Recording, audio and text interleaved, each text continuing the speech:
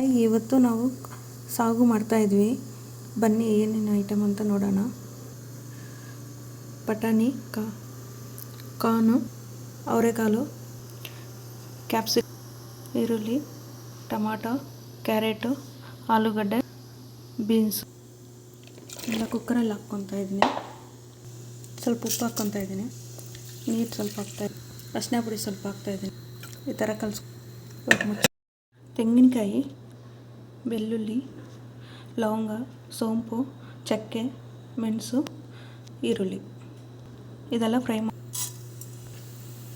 ಆದಮೇಲೆ ಈರುಳ್ಳಿ ಎಲ್ಲ ಹಾಕಬೇಕು. ಈರುಳ್ಳಿ ಬೆಳ್ಳುಳ್ಳಿ ಎಲ್ಲ ಹಾಕಬೇಕು.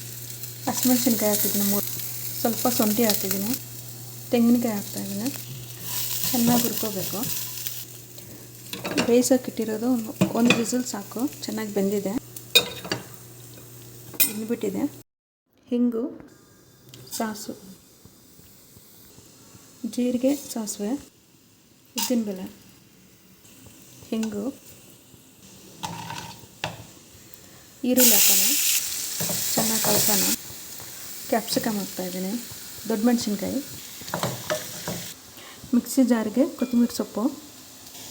ಇವಾಗ ಹುರ್ಕೊಂಡಿದ್ದೆಲ್ಲ ಮಿಕ್ಸಿಯಲ್ಲಿ ಹಾಕ್ಕೊಂಡ್ಬಿಡೋಣ. ಸ್ವಲ್ಪ ನೀರು ಹಾಕ್ಕೊಳ್ಳೋಣ.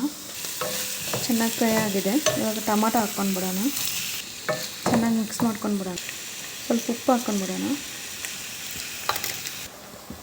ಮಸಾಲೆ ರುಬ್ಕೊಂಡ್ಬಿಟ್ಟಿದ್ದೀವಿ. ಈ ತರಕಾರಿಗಳನ್ನ ಚೆನ್ನಾಗಿ ಕಲಿಸ್ಕೊಳ್ಳೋಣ.